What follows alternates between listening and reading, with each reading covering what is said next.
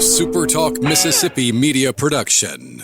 Running a business is tough. If you're struggling with HR, benefits, and payroll, you're not alone. Many businesses just don't have the resources to keep up. That's where MWG Employer Services comes in. We provide a full range of employer services with everything from payroll to benefits to HR services and compliance, and can create a custom plan that fits your needs and budget. We're a Mississippi-based company that can help you focus on what you do best, growing your business. Call MWG Employer Services today at 601-206-7966 or go to MWGEmployerServices.com. You're listening to Sports Talk Mississippi On Demand, presented by Pearl River Resort. Escape to Choctaw, Mississippi and enjoy world-class gaming, the Dancing Rabbit Golf Club, and Geyser Falls Water Park. Escape to Pearl River Resort. Sports Talk Mississippi is on the air. Sports Talk Mississippi is powered by C-Spire. Power your home or business with C-Spire Fiber. To learn more, visit supertalk.fm/C-Spire. C-Spire Fiber powers SuperTalk Mississippi.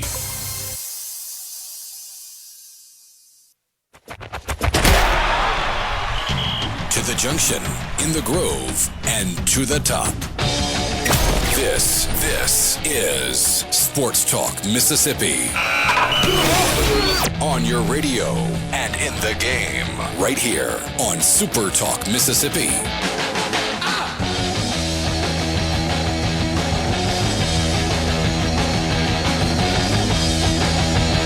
Very typical situation unfolding in Atlanta.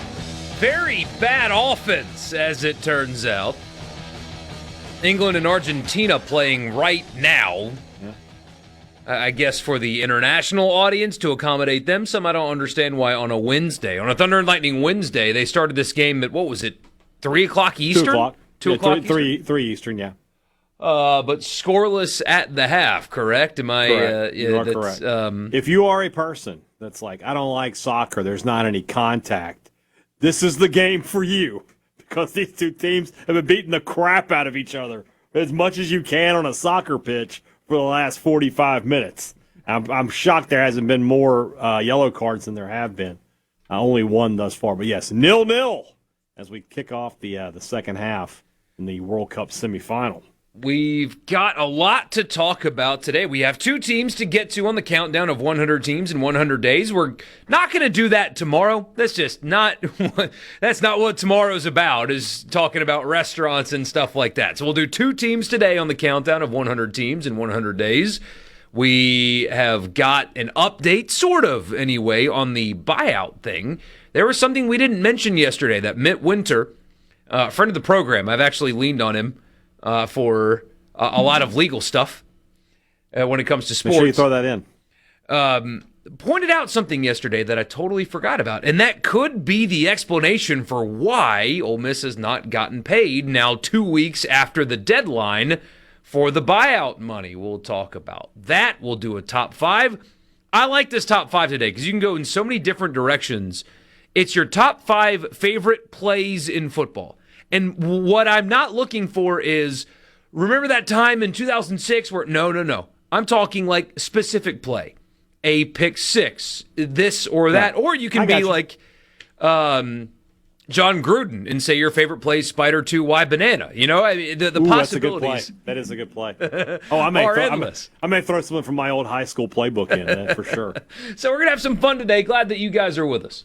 We are glad you've joined us here in the Pearl River Resort Studios. Pearl River Resort, the weekend will be upon us soon enough, guys. We're halfway there. And if you are looking for have a great time this weekend, Pearl River Resort can make that happen for you. If it's you and your loved one, if it's you and your whole family, doesn't matter how many people it is. There's something to do, there's something to enjoy, there's something exciting happening this weekend at Pearl River Resort. C-Spire text line open to you at 601-879-4395. With C-Spire, it's easier than ever to get all the devices you want in one move with the Ultimate Connect bundle. Right now, new and current customers can get a free phone, watch, and tablet, plus 100 gigs of data for just $90. That includes the new iPhone 17 or the Samsung Galaxy S26 for free, and a free smartwatch and tablet to go with it. So don't wait, there's more to see. Visit cspire.com or stop by your local C-Spire store today. C-Spire, inspired by you.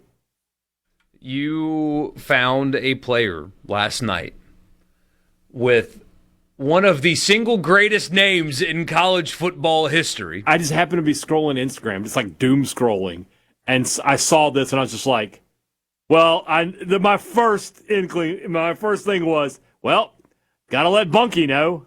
A lot of Bunky Perkins references here on the show lately, but yes, what was it again? I've already forgotten. Is it Prayer Young Blackgoat? Arizona State linebacker Prayer, hyphenated last name of Young Blackgoat.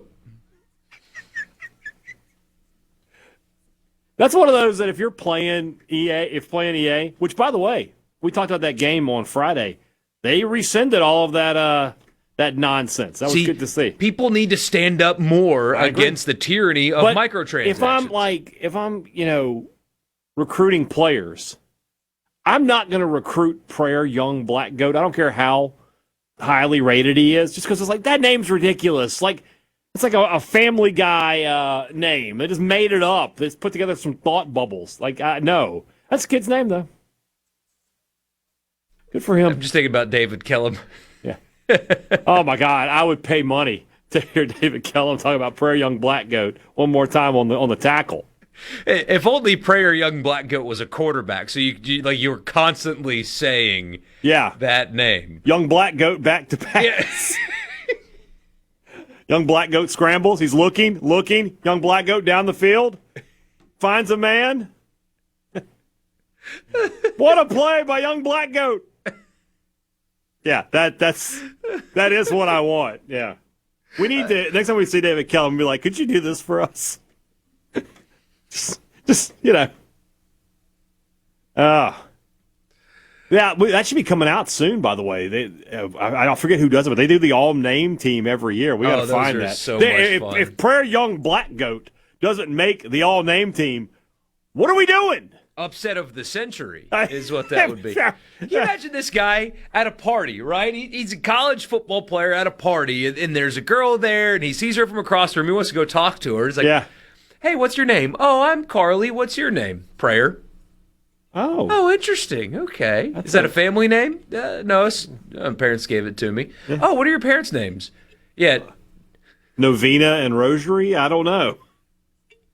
Well, I'm just saying, like, how hard is it to find a wife? Like, who wants to marry someone and be Mrs. Young Blackgoat? I have a friend of mine married a girl. I won't embarrass her, but like, she had a really unusual last name, and and his last name was Hill. And we were like, you couldn't find a Smith, couldn't find a Jones to marry. You had to do this. So yeah, Prayer Young Blackgoat. So yeah, when I saw that, immediately I ran to Twitter. I was like, Bunky, look! It's the Key and Peele skit. It really. Prayer Young Blackgoat, Arizona State University. I'm trying. It fits perfectly into that. If I could absolutely see Keegan Key, whatever his name is, like with a wig, with a jersey on. Yes. Oh, man. 601-879-4395, the C Spire text line. You want to be a part of the show? That is how you do it. I can't get Prayer Young Blackgoat out of my head. We need to have him on the show somehow. I don't know how. Just reach out. Like, hey, we just want to talk to him. You know how announcers. I'd be willing to pay an NIL deal to get him on. Whatever it takes, right? We'll couple sell hundred, sponsorships for it. Yeah, somebody will pay. Well, Monkey's wife sells pillows. Maybe she could do it. I mean, I think he's invested in Jackson Super. I believe he is part of the Super Troopers. Yeah. Yeah, like literally part of the Super Troopers. No doubt. He's getting ready to play in the Open Championship. That's this weekend, yeah. Yeah, it's this weekend. Tomorrow morning, early is when it gets started. I know you're locked in. You're excited. You're fired up. Where is it this year? Royal Birkdale. Oh, man, throw the rule books out. Throw the record books out when you're at Royal Birkdale. You know all about it. I mean, I know many things about it, that it's royal. 18 holes, some par 3s, par 4s, some par 5s in there. Probably some really deep bunkers, if I had to guess. But you would be surprised, Hadad. It is not in Birkdale. Well, of course not. No, everybody knows that. Tell them where it actually is. Yeah, but Hadad, but you know, so why don't you tell them? You know that Royal Birkdale is not actually in a place called Birkdale. It's in Southport. Right. Who could forget that? Everybody knows. That's right. Also, about Southport, England. That Birkdale isn't spelled with an E. It's spelled with an I. B-I-R-K. Yeah, I just making sure our listeners know. Yeah. So hold on. It's on Merseyside, which means it's near Liverpool. Okay, what is Merseyside? There's a river, I think. The Merseyside derby is Liverpool versus Everton. That's the only reason I know that. So when I saw Merseyside, I know it's got to be near Liverpool. Okay, so it is in between Liverpool and Blackpool. Okay. Does Blackpool have a team? Because I feel like they do, but they're like in League Two or the Championship or something. They're not in the Premier League. Because every town in England has a team. Yeah. Just so you know, every town. Blackpool is a much cooler name than Liverpool, though. Oh, England scored. I guess I'm about to see it. Anthony Gordon, I believe. Of all people. I'm way behind. This feed is way the new way, Barcelona way man. I'm laughing at Jordan Henderson still in his full kit with a broken arm. Well, you never know. He might have to play. He can't play. He's got a broken arm. Ooh, he may be offside. Oh, but it doesn't matter. How does it not matter? Because it got touched by an Argentina player first. Oh. Oh, it's a lovely. Got to work your magic, dude. Lovely ball. Upset in Atlanta. Could be. That's the thing that doesn't happen very often, though, because the Falcons just... well, you got to be favored to have an upset. Sports Talk Mississippi. We'll give you that update, sort of, anyway. The possible update on the buyout gate when we come back. From the Venable Glass Truck to Sports Talk Mississippi. Are you ready? On the SuperTalk app, supertalk.fm, and always on your local SuperTalk Mississippi station.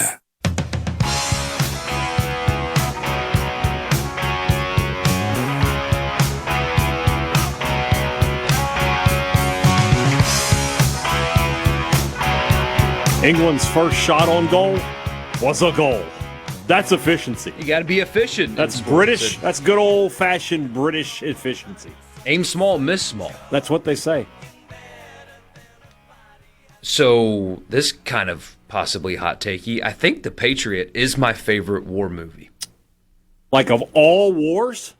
I think it's my favorite war movie. I don't know Saving about that. Private Ryan is also in the discussion. Okay. I really like Tears from the Sun. That is a good one. Super hot take. I love The Patriot. I like The Patriot too, but man. I mean, I love the story of the American Revolution, and even though Mel Gibson's character was not real, they based his character off of a handful of... But that's fine. And it was based in the state I grew up to. Yeah, that probably helps you. Yeah. Okay. Well, what would be yours? Best war movie of all time. Your favorite war movie. Not necessarily best, but your favorite. Maybe Full Metal Jacket. See, The Patriot just completely... Mm-hmm. Maybe Glory. I love The Dirty Dozen, too. The Dirty Dozen might be the answer. The best 12 high school recruits in the state of Mississippi. That's the Dandy. Dandy Dozen. It's totally different. Jim Brown, Charles Bronson, Telly Savalas, Lee Marvin. Great movie. So we talked yesterday about the fact that it is now 2 weeks since the deadline for Ole Miss to have been paid buyouts from Devin. Real quick, I got it. Someone says The Hunt for Red October is the best. No discussion. I love The Hunt for Red October. One of my favorite movies. Not a war movie. Nobody's at war in that movie. You know, a movie I really like. It's not in this discussion, but I really like it. Is Jarhead. Jarhead. Well, that's a war movie. It's the Gulf War. Yeah, but it's not like in the discussion of the greats. Yeah. The Hunt for Red October is a political thriller. Call it what you want. It's not a war movie. Nobody's at war in that movie. Continue. It just bothered me. I had to say it. But Devin Harper and Prince William Monmiel, and the deadline, I believe, was the end of last month for them to pay the buyout, as the terms of the contract say. And man, the discourse with this, it's so dishonest, but it's really only coming from one corner of the country. Every other college football media person or just fan either doesn't really care or it's like, well, you have a contract, pay it, move on. Because, I mean, that's collecting a debt 101. If you don't pay, I'll sue. Welcome to the real world. Right. But we were opining yesterday over why has LSU not paid this? Why are they putting their players in this situation? Is that what we were doing? Yeah.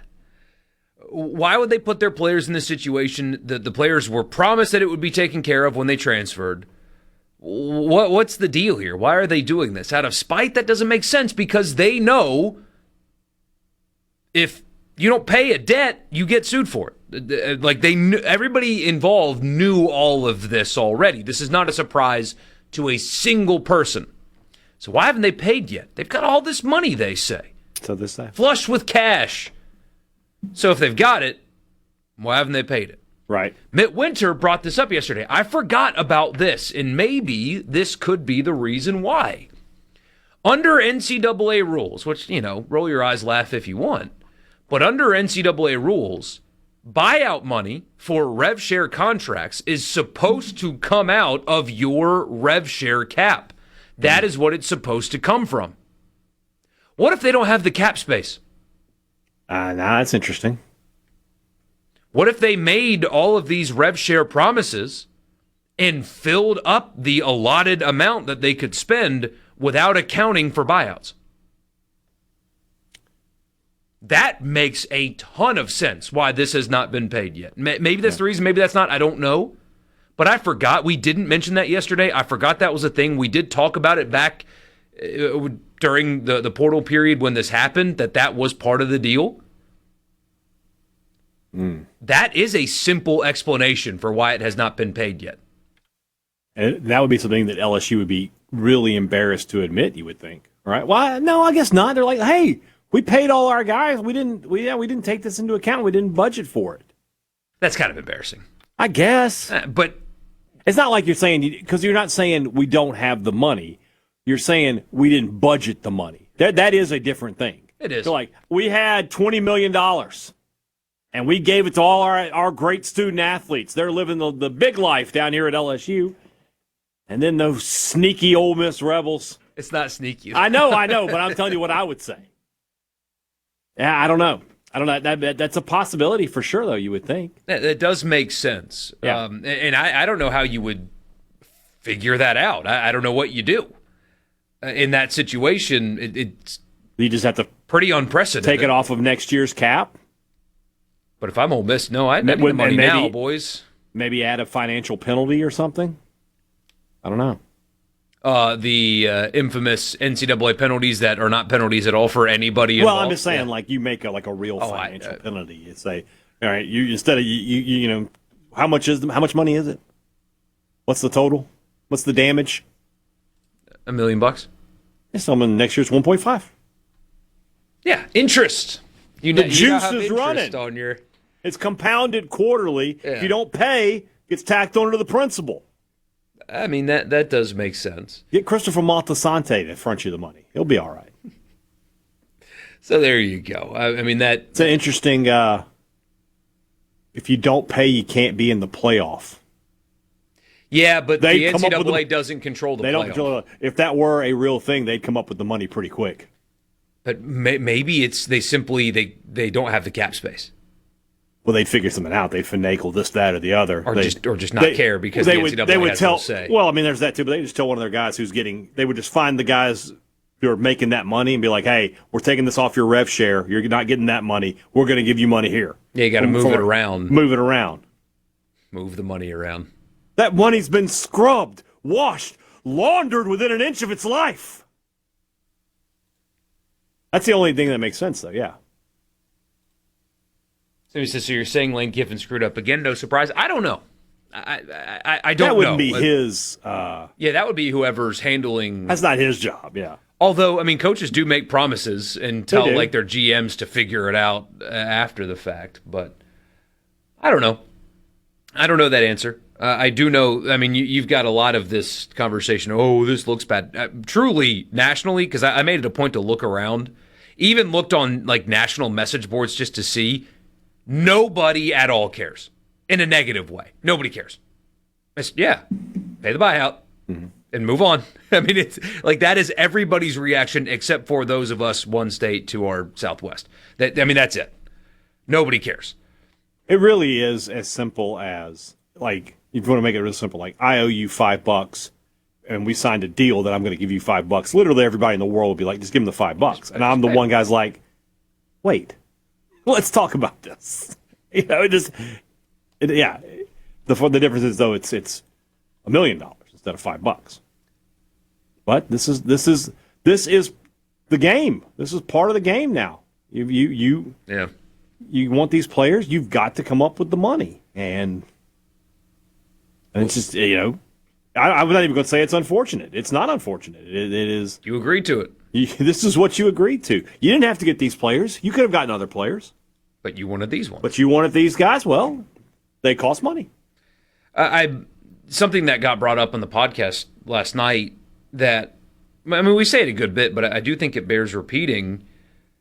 These are professional athletes now. Right. What I want, because I got some of this during baseball season. And it's to a lesser degree in baseball, but these are just college kids. Why are you criticizing college kids? I'm sorry. They're not kids. They're not college kids. They're professional athletes. The football players make more than basically every single one of you listening. There's 1% of our audience that makes more than your average starter in the SEC, but that's it. These dudes are professional athletes. And so, like Trinidad Chambliss, if in week 3 he throws 3 interceptions and he's the reason Ole Miss loses, you don't treat that with kid gloves anymore. He's making more money than the quarterback of the Saints. Mm-hmm. The whole concept of college kids is gone now. They wanted to be pros, so now you invite, because this is what you asked for. You asked for money. You asked for use of your name, image, and likeness. You asked for revenue sharing. You got all of that. Just you can make it a lot simpler. You wanted to be treated like an adult. This is how adults are treated. You know, when we sign things, we have to abide by them. Mm-hmm. Simple as that. And so it really is as simple as that. If you have a really bad game on Saturday, the scrutiny that follows. Now, don't get me wrong. People take it too far. But he played poorly and he cost them the game and he gets paid too much to play like that is perfectly within bounds now. 100%. So I don't want to see the college kids thing anymore when we're talking about guys that get paid more than all of you, including us, by the way. I say all of you, I mean all of us. Except for Richard. He makes more. All of his stock portfolios and stuff. His Cayman accounts and things like that. Cape Verde. He's got all kinds of stuff. Cape Verde? I don't think he's there. We'll be back in just a bit.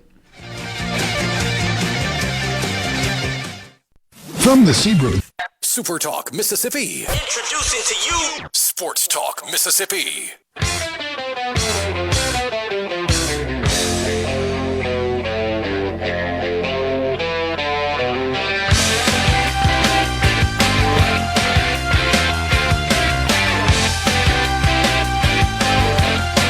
What happened? None. Oh, you look like something happened in this semifinal. Nah, still 1-0. Some big saves from Jordan Pickford. Argentina's putting pressure on. They're in the 77th minute, so not much longer to go. FIFA will find a way to get Messi into the final. It's not over. They'll find a way. Man, I'm not a conspiracy theory guy necessarily. I do believe our government knows more about extraterrestrial life than they let on. They're slowly releasing that. Those kind of things. Yeah. I believe in the frozen envelope. I'm a big-time believer in that. How much do you buy that leagues like FIFA not necessarily rig outcomes, but provide favorable ones so people like Messi can get into the biggest game of the season. How much do you buy that? We live in a world where the SEC allows Alabama alums to he just missed. Alabama alums to officiate Alabama games. So you don't have to stretch my imagination at all. I mean, these people want to make money. Do you make more money with Messi in the final or Harry Kane in the final? I mean, Harry Kane, Jude Bellingham, these guys are great players, well-known, international superstars. They're not Messi. And you've already lost the other guy. You lost Mbappe. You know, the Spanish team. They literally lost him. He disappeared. Yeah. The Spanish team is just a bunch of great guys that play well together. There's no superstar on the Spanish team. Maybe Lamine Yamal, he's getting there, but he's not there yet. Only 19. Yet. But yeah, you don't have to twist my arm to get me to believe something like that. Not at all. In NFL news, Alvin Kamara not yet finalized. Nick Underhill was first on it. There's been speculation this offseason that he may retire or that he may be an odd man out and play for somebody else this year because of the addition of Travis Etienne. But he is about to finalize or is finalizing a restructured contract to return to the Saints Very good. This year. That's what we want. I mean, having him and Cam Jordan back with that's what we want. It's a younger team. Yeah. And so having veteran presences in the locker room like those two is a really good thing. The only thing I don't like is you are so close to being done doing the void years cap stuff and kind of starting anew. Well, what did you do with this contract? How much kicking the can down the road did you do with this one in Cam's to make it work? It's still so much better than it was 5 years ago, but you're almost out of it. Yeah, but now it kind of feels like you're getting into it again. You're 1 or 2 year deal at most for Kamara. I don't think it's a big deal. But the void years and the cap hits and all that I just crap don't think it's that big a deal. Goes up later on. We'll see. Somebody says Mbappe turned into Dak, which makes sense. He was in Dallas. Though he played really well, but his team failed him? Is that what you're trying to tell me? I don't know if he's played well in every playoff game. Their defense wasn't good enough, which is true. They played really poorly defensively yesterday. What is the frozen envelope? So I don't remember. What is it? Is it what 85. year is it? 85 NBA draft. When they did yeah, you go for it. In the 85 draft, the number 1 pick was going to be Patrick Ewing out of Georgetown. He was the consensus, no doubt, number 1 guy. And the New York Knicks were in the lottery, and the Knicks had been down for a long time, and they wanted the Knicks to be good again because that's the biggest team in the biggest market. So they that was back when the lottery was just they would pick your envelope out of a hopper, and whoever was in the envelope was who won. And they've always said that they froze the Knicks envelope before the show began, so that when he reached in, he just grabbed the cold one, and that was the Knicks, and they got the first pick, and they got Patrick Ewing. I don't know off the top of my head who the second pick in that draft was. I wonder if they would have been better off. Like, who was the second pick? Patrick Ewing was the first pick, and then give it to me, Basketball Reference. Come on. Second pick was. Wait a minute. Okay, no, there wasn't another. There's not another Hall of Famer to get to 7 for Chris Mullin, but he wouldn't have made a huge difference. Karl Malone went 13th in that draft. How about that? But yeah, so it makes sense. But that's always been, and David Stern denied it till the day he died. But there's 2 David Stern conspiracy theories that I'll buy into. That one, and that Jordan was suspended for 2 years for gambling, and that's why he played. Otherwise, baseball. Why would he do it? He could have won 8 straight titles. And that guy's too big of a competitive. Yeah, and that's the spin. Oh, he's too competitive, and he wanted to try baseball. Spare me. No. The other way, the real answer is he's competitive. He would have liked to have won 8. He would have tried to break Bill Russell's records. And win as many titles in a row as possible. Yeah, so I've never bought that. I don't buy it either. There you go. Detlef Schrempf was the number 8 pick in that draft, by the way. Yes. My guy. You a big Detlef Schrempf guy? I only know him because of Parks and Rec, because he had a cameo appearance That's right, on Parks and Rec. Good player. Really good player. Joe Dumars, the 18th pick. He is the GM of the Pelicans. What did he do? Now. Heard he screwed y'all up. No, so something with this DeAndre Jordan deal that they could have only paid him $1 million, and they got to pay him the full $7 million. There's a new-ish thing where the league will subsidize veteran contracts. If you sign a vet, and I think it's over 10 years in the league, to a vet minimum, the league will cover half of it for you. If it's a 1-year deal only. Well, DeAndre Jordan from the Pels got a 2-year deal. And so, therefore, the league does not subsidize the money on a 2-year deal. It's costing the Pelicans like $1.5 million or something over 2 years. Chump change. I mean, that's nothing. Mm-hmm. People were critical because, well, all you had to do was sign him to a 1-year deal and the league would have paid half of it. You left money on the table. Mm-hmm. He, at least according to people that cover the team, would have gone somewhere else on just a 1-year deal. And so they find value in him being basically a coach on the bench as a veteran, especially for Derek Queen, their young sophomore, if you will, center/forward. They find it valuable enough to eat the cost on the $1.5 million or whatever. I mean, it's less than 1% of the cap that they're paying him. They find that more valuable than getting the league to recoup the money and not having DeAndre Jordan on the roster. So there was like this big public freak out for less than 1% of the salary cap. They wouldn't have gotten him had they just given him a 1-year deal. It was the 2 years that he wanted, or he would have gone somewhere else. So I don't, of all the things they've done wrong, that is like, but there was something else I read where basically they're going to end up owing him the full guaranteed amount of the contract. It's a fully guaranteed deal, 2 years. Versus something. The league subsidizing half of the contract. I guess. Okay. I don't know. Yeah, so the league would pay half of... But they're not going to do that. But they're not going to do that because that's only on 1-year deals. Okay. The NBA salary cap is ridiculous to try to understand. It's probably going to change. Like the second apron thing has gotten... Because you're putting yourself like the Celtics were just in, right? Where you're having to trade guys who've been on your team for 10 years because you can't afford to keep him and Tatum. These are your homegrown guys. That's what the league should be about, right? This guy has been with me my whole career. I'm a fan of this team, and this guy has been with me since day one. I should want you should be like facilitating keeping those guys, not forcing them out. But you would think that's on the players. The players agreed to a bad deal. Yeah. Do we really want England celebrating on American soil after we just had America 250? Absolutely not. We do not. Go Argentina. Argentina winning is fine. Yeah. England winning. Once they have won, but how long ago was it? It's been 60 years. 1966. Yeah, we don't need them to. Oh, they score. Was he offside? The equalizer for Argentina. What a strike! Oh my God! Now I'm behind you. Yeah. Wow. Enzo, a Chelsea man.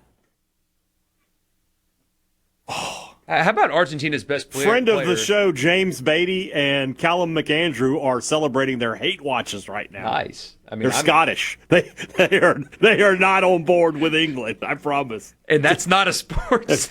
Have you seen Braveheart? Yeah. Wow. But what a strike by Enzo. I've seen many of those with Chelsea. You keep mentioning these guys play at all these big clubs, but Argentina's best player is an MLS guy. A lowly MLS guy. No, stop it. Stop it. Took me a second. I was like, who's there? Wait, what? No. What a strike this is. Man, wow. That is a beautiful, beautiful. Yes. Out of your feet, bang. You know what this means, though, right?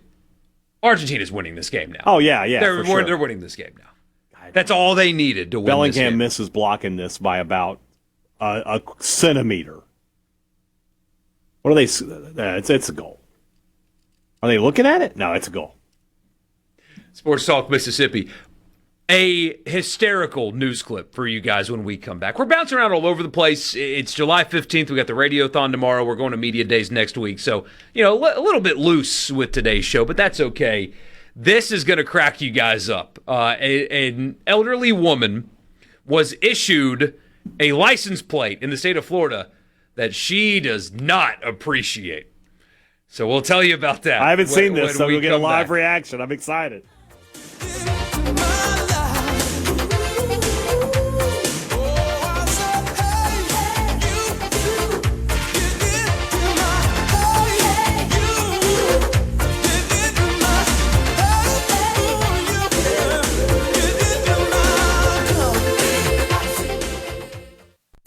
Sports Talk Mississippi continues.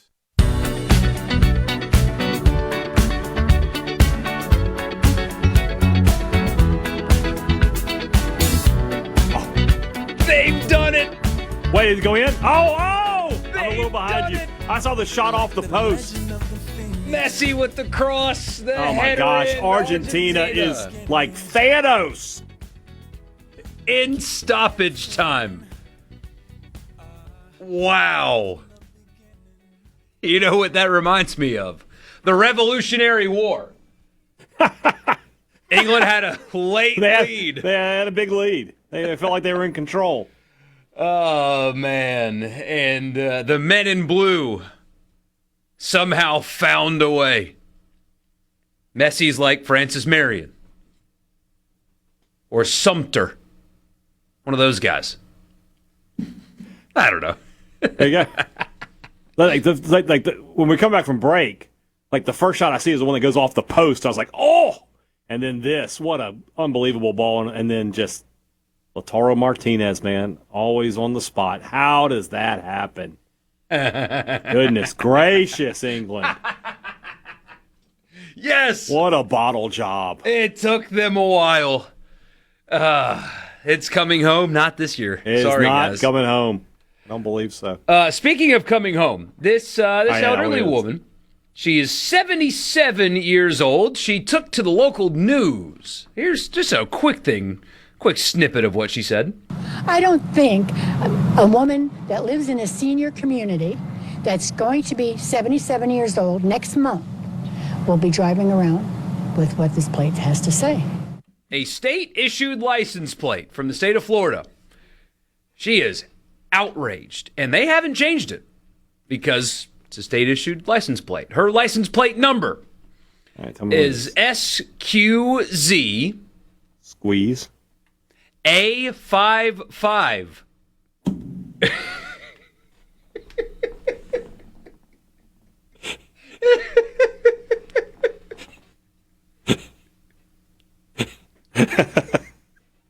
Ah! And the fives in Florida don't really look like five. Yeah. I was thinking of Kramer on Seinfeld. You're the... I want to say it so bad. Go get HR on the phone. That's a great one. I mean, now we have a hack. A55 is acceptable. We'll say it, yeah. So, yeah. Somebody asking on the text line, is soccer always this good or is the World Cup just really good? Both. This has been an unbelievable World Cup. Tournament soccer is always this good. But I enjoy games like this every weekend. There's always great drama. And those teams in particular, they play together more than the national teams do. So there's a lot more familiarity, yeah. And so the quality of play is better. Yeah.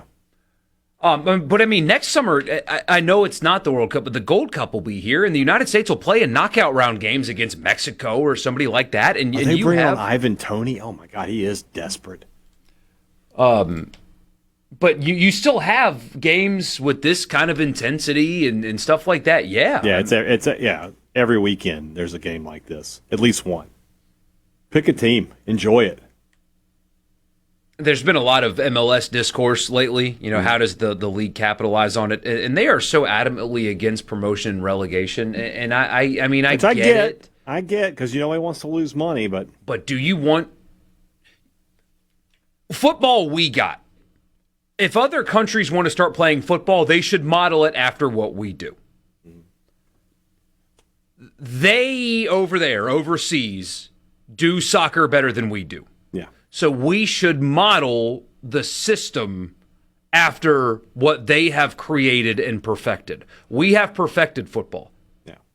They have perfected soccer. We should do it like they do. I agree. On to the box? No. And you've got all these England's USL. brought off until like two of their defenders, and they brought on two attackers. They're throwing everything at them now, throwing the kitchen sink at Argentina. So about 3 minutes left, and of course it's at the referee's discretion. With those two late goals, there may be a little bit more, but we'll see. And of course, if you have the right official that's like, hey, I'm going to give you guys a shot here just because I feel like it. You never know. It's an American official, so might hate England. He might blow the whistle now. And you know what's crazy? That's fine. He could, if he wanted to. I think there would be a lot of problems if you blew the whistle at 6 minutes to go. But the second it hits 9, he could blow it, and that's immediately. Yeah. Harry Kane's like pulling his leg back. He's in the box.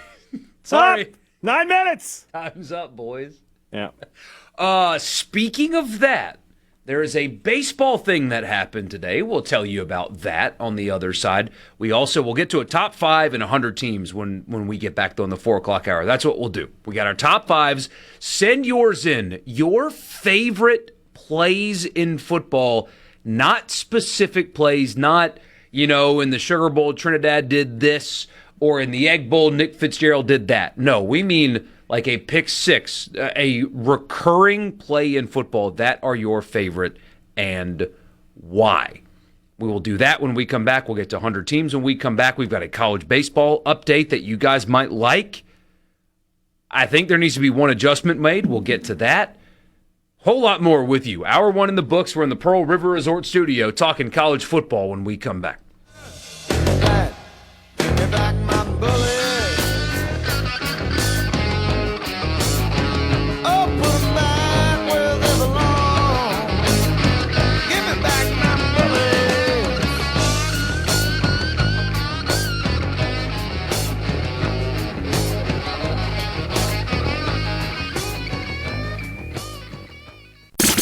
From the flatlands of Mississippi. Sports Talk Mississippi.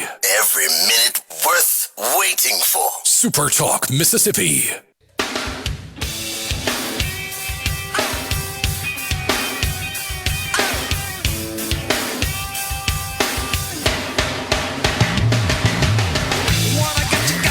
Sports Talk Mississippi back here with you on a Wednesday. Didn't have much rain here today. It's rain Monday and Tuesday. That's good news for the grass. It loves the rain. We're going to get it back this weekend. And my question to you is, when you go out and you crank up that mower, are you about to work in your yard, or is your yard about to work you? If the answer is the latter, you might need to go see our friends over at Ag Up and talk to them about some John Deere power. Especially if you got one of the big jobs. If you got a huge tract of land, a John Deere compact tractor might be the way to go. Well, we can talk about some 0% financing on all 1 through 4 series models right now at Ag Up. Doesn't matter how big your yard is, how big your property is, what your budget is, Ag Up's got the right machine for you. So talk to them today. 15 locations throughout the state. That means there's one nearby. Or you can just go to agup.com. Ag Up Equipment and John Deere, built for what's next. Restrictions apply. See dealer for details. What's up on Sports Talk Mississippi? It's top 5 time. It is top 5 time. Does that count as an SEC championship for Argentina, by the way, in Atlanta? Atlanta? Hang the banner. Oh, can I make a joke? Argentina won an SEC championship before Ole Miss did? Before Argentina won an SEC championship game before Ole Miss even went to one. All right. I got one. You got to get your shots in. Hey, you know what? I take my pleasures where I can. You got to. All right. Top 5 favorite recurring plays in football. Things that have happened more than once. So, yeah. And a lot of directions you can go with this. Hey, Dad, you're number 5. I'm actually going to throw an honorable mention in. I didn't want to. It couldn't make the top 5. But a coffin corner punt gets the crowd fired up. Don't tell me that when your punter just perfectly places it at the 1 and it goes out, that you aren't pumped up. Come on. Shout out to the punters out there. Coffin corner punt gets my number 6. Number 5 is anytime a runner jukes a defender to the ground in the open field. Be it a short dump-off pass, or you burst through the line of scrimmage and there's a safety there, and you just give them, on Madden, it's it's right stick, right? You just and just the little flick, the little pivot of the hips, and you're off. Nothing better than watching a defender just eat grass when he's out there in the open field. He's broken down. He's got his head up. He's ready to make the tackle. And the next thing you know, he is flat on his face, and the other guy is sprinting towards the end zone. That's my number 5. This is not particularly fair because it's multiple plays, but the big man touchdown. The big man touchdown. The thick six. The thick six where it's a big old defensive tackle that picks up a fumble and stumbles and bumbles into the end zone, and then they cut to him on the sidelines, and he's got the oxygen mask on. Mm-hmm. He's having a hard time. Or, Hugh Freeze, to his credit, did it in a Sugar Bowl where Laramie Tunsil caught a touchdown pass on like a rollout throwback screen. The big man touchdown is an exceptional play in football. It's hard to beat it, but it's my number 5 because it's not one play, and I kind of cheated, so it's got to be number 5. That's fine. My number 4, a sentimental favorite for an old lineman, but pancake blocks happen all the time, right? You get in the line of scrimmage and somebody just goes down. But a pancake block out on the perimeter, when you got a pulling lineman and he comes around the corner to find a defensive back. And it's just like, what happens when a truck hits a dog? That's what's about to happen here. And nothing better. It happened to me one time in high school. We ran a sweep, and I pulled, and I saw a little. If you play, by the way, just listening up, if you played for St. Andrews, 1993 spring game, this could be you. I pulled out there, and this cornerback, Borkey, he couldn't have been more than like 5'3" and 135 pounds. And I wasn't a big guy at the time. I was like maybe 200 pounds. But in my brain, I just was like, all right. And I crunched him and put him into the dirt, and it was fantastic. And it's just the best feeling in the world as a lineman. I got to give the lineman some love. It's got to be out on the perimeter, though. It's got to be where everybody can see it. Yeah. All right. It's not. I'm not. What's happening on the line of scrimmage is not part of this. It's a pancake block that happens where everybody can see it. Similar in concept, I guess, but a blindside sack where you've got a long developing pass play. The quarterback does a little play action. He takes a big drop, and he's waiting for his receiver to get open, and the end beats the tackle, and everybody in the stadium but the quarterback knows he's about to get rocked. And it feels like it takes forever. It's really only about a half a second. It does. But you see him, and an hour later, he puts the middle of his face mask in the middle of the back of the quarterback, and his head snaps back, and he almost loses the football. Whoo, that gets you going. A blindside sack on a quarterback on a long developing pass play is awesome. That's my number 3, but I added a caveat to it. It needs to cause a fumble. I need that ball to get coughed up. Yeah, you're right. When there is something about seeing the defensive end or the linebacker basically get a lookout block where the tackle just yells, "Look out!" And you see him coming, and the quarterback has no clue. The quarterback probably thinks, all right, I got a little time here. Let me check. Let me see where I got here. Okay. We'll go to option 2, option 3, option 4. And that's when his spine gets thrown up a few notches. Yes. That's one of my favorite plays is when the guy's coming in, the quarterback has no idea, zero clue. The crowd is like, oh, the anticipation of it is high. Yes, a blindside sack is a great play. The opening, my number 3, your opening possession of the game. Maybe your defense gives you a 3 and out, maybe they don't. But your first offensive play or one of your first offensive plays, and you do a little play action, long, like 70-yard touchdown pass to start a game is one of the most electric plays in the sport. You're already hyped up. The entrances have happened and all that. Remember that time Alabama beat Ole Miss by approximately a billion points? Ole Miss scored on like the first play of the game. The DK Metcalf. Yeah, I mean, that play right there. In that moment, you think you're going to win 70-0. And then, they can't stop us today. And then get open happened. And well, then, yeah. And but, the worst in defense. that moment, though. You had a defensive coordinator that admitted openly, we're going to limit the menu so our players don't have to think at all. It was the best defense ever. It was designed to stop any offense, as I recall. So that's a good one. Yeah, the opening possession long touchdown pass. Number 2 for me is just a pick six because it gets double pop, right? It gets the pop of the crowd when you have the interception, and then you have the second pop when they realize he's going to score. A long pick six is, I've seen 100 yards pick six, and that is an unbelievable. I've been lucky enough to see, I believe, 200-yard pick sixes in my time at Mississippi State, and it's just incredible to watch. There's so much going on. You got linemen trying to find the quarterback so they can get a block in on him. It's guys trying to throw themselves at him, get the convoy of blockers going, whatever it is. There's nothing like a long pick six. That's my number 2 play.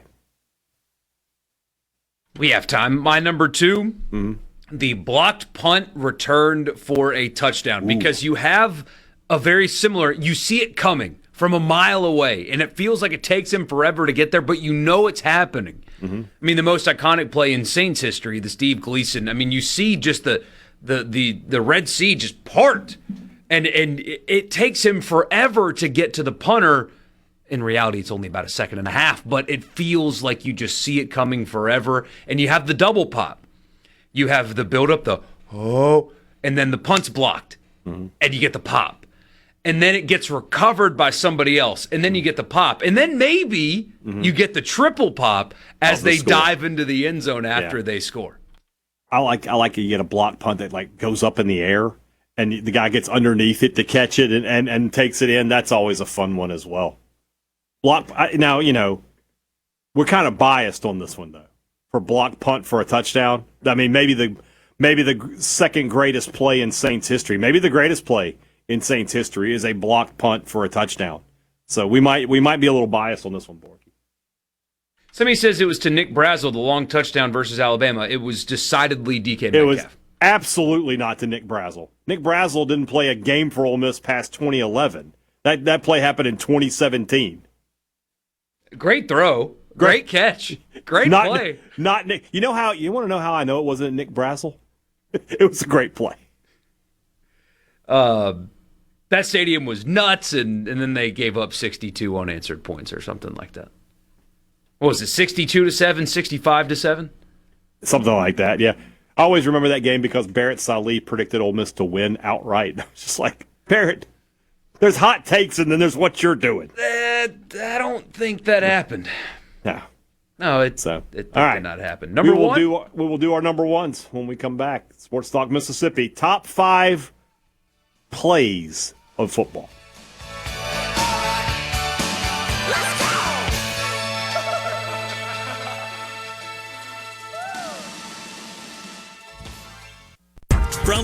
Check this out. Sports Talk Mississippi. Super Talk Mississippi.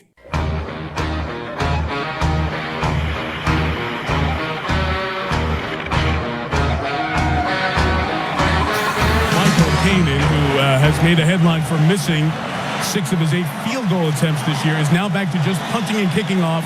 The former St. Morton Anderson is here for most field goals. Look out! Right through!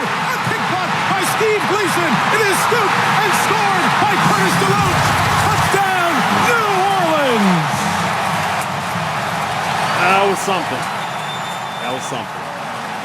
So were you a Saints fan when that happened? I was not. So I do remember, though, my dad telling me, hey, this is a big, important game for a lot of reasons. Watch it. Make sure you watch it. Yeah. So I remember seeing it, but no, I didn't adopt Saints fanhood until I moved to Mississippi. So good. I love the look out. Yeah. Tirico, man. So good. He's the best. All right, your number 1 favorite recurring play in football.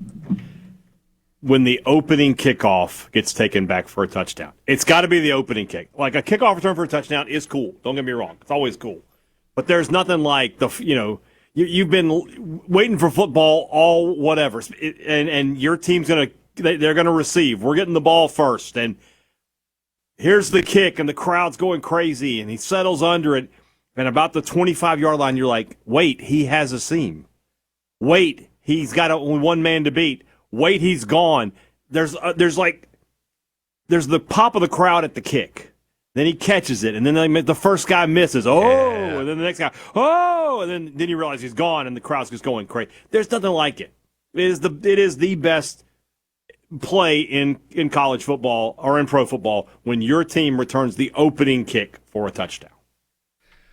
Mine's a little bit different. It's kind of hyper-specific, but it's a fourth down stop on a goal line stand, but it has to be when you stop the run.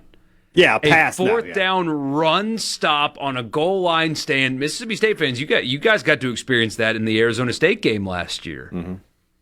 Although, I guess they kicked a field goal, right? It was only 3 downs, or was it a full 4 down? I have to go back and I've blocked so much of last year out of my memory. I don't remember. But either way. It's happened. I've seen State do it. So. First and goal from the 2 or something like that. And you get a stop on first down. You get a stop on second down. And then suddenly are they really going to do this right here? You get a stop on third down, and you're just out of your mind. The game's on the line. Ball's on the 1-yard line. They try to run it right up the middle, and you get a stop. There is nothing, in my experience anyway, we all have different opinions, that is more electric than the fourth down run stop to save the game on your own goal line. You go a step further with that, and if all 4 plays, first and goal, second and goal, third and goal, fourth and goal, were all runs, and you stack them up 4 times, there's not an incomplete pass in there. There's not he overthrew the guy in the end zone or the guy dropped it. We tested. They tested our manhood 4 times, and all 4 times we found them lacking. That's. Let me quote Coach Tony Amonte from Any Given Sunday. That's football, guys. That's all it is. The inches around us. Yep. That's what it is, yeah. All right, to the text line we go. 5, an onside kick, and he says, God bless Sean Payton for that. Number 4, an RPO where the quarterback sells the run so well it gets a receiver wide open. Onside kick, a surprise onside kick should have made. That's another honorable mention. Yeah, it's not a regular onside kick. They're lining up for it and they get it. Great. Surprise onside, successful, as good as it gets. Oh, another one, a successful double reverse pass. That's so rare. That's a rare thing. Never work anymore. Yeah, no, because the guys are too fast. Yeah. Halfback power, run it down your throat. Football is always a win. Number 2, the Hail Mary. And then number 1, a triple option. We mentioned this. You talked about the Spider 2Y. What was your favorite play in high school? What was the play that your team ran the most? Well, I played defense. Okay. See, so just anytime they called a blitz into the A-gap. I didn't realize one-way player over there. I didn't realize 1A football over here. I graduated with 600, so we had 2 Black sides of the right, ball. 32 power on 1, ready, break. That is the bread and butter. No, anytime they just a Sam go into the A-gap. Yeah, that was it. My favorite. So I think I don't know if you were with me or not. I told Richard this, I think. But we in junior high, our coach, we ran the Notre Dame box. So we were in the shotgun. And we ran a play called box right screw 'em, where the quarterback would go down, set hut, and he would go in motion. Because he could. He's in the shotgun. Yeah. And I mean, if it was 3rd and 4, we were running that. It worked every time. It never failed. Brian says, my favorite play in football is the long-forgotten kickoff return. Move the ball back where it was or just skip the kickoff for less commercials. Well, as you heard from Greg Sankey at Media Days last year. You can get over that. You can get over the commercial thing because they don't care at all. There's a South Park skit. It's kind of, they're saying sorry, but sarcastically. That's what we got from Greg Sankey. Sarcastable? Oh, we're sorry. Oh, you're talking about what is the BP guy? Yeah, the oil spill. What do you want sorry. me to do? Yeah. Sorry. That's what that was. Yeah. But yeah, move it back 5 yards. Ole Miss and State both have kickers that, unless there's 60-mile-an-hour winds, every ball is going through the end zone. Yeah. What's the fun in that anymore? Good on them for having good kickers, but it kind of does ruin the fun of the kickoff. Yeah. Let's see. Pick six to take a lead. 5 through 1, not 1 through 5. A sack, an opening drive, deep shot, touchdown, you and me. Any interception, they're number 3. A return for touchdown, and then a pick six to take a lead late. The best interception is a deflected interception. Yeah, that's a fun one. Where, like, the ball's up in the air, and everybody's like, whoa! Ooh, this is a good one from Mike. Number 1 is when the quarterback fakes a handoff so well that it fakes out the cameraman. Oh, yeah. You get the old hold behind the back kind of thing. Uh-huh. Yeah, that's a good one. A well-timed middle linebacker delayed blitz. We got a few of those. Yeah.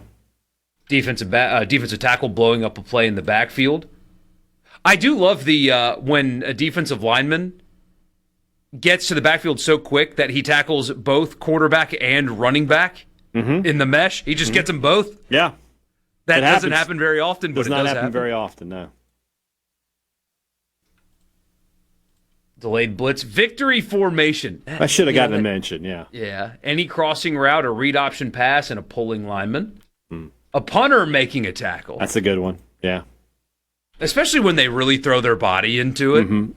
Not he just like ran him out of bounds. Yeah. Defender reads the throw to the sideline and catches it in perfect sync and takes it to the house. Shout out Miami in the Ohio State game this past season. Yeah. Just a little wide receiver screen, read beautifully, boom, house call. Yeah. And that was the difference in winning and losing that game. Somebody says the squirrel running into the end zone and the crowd going wild.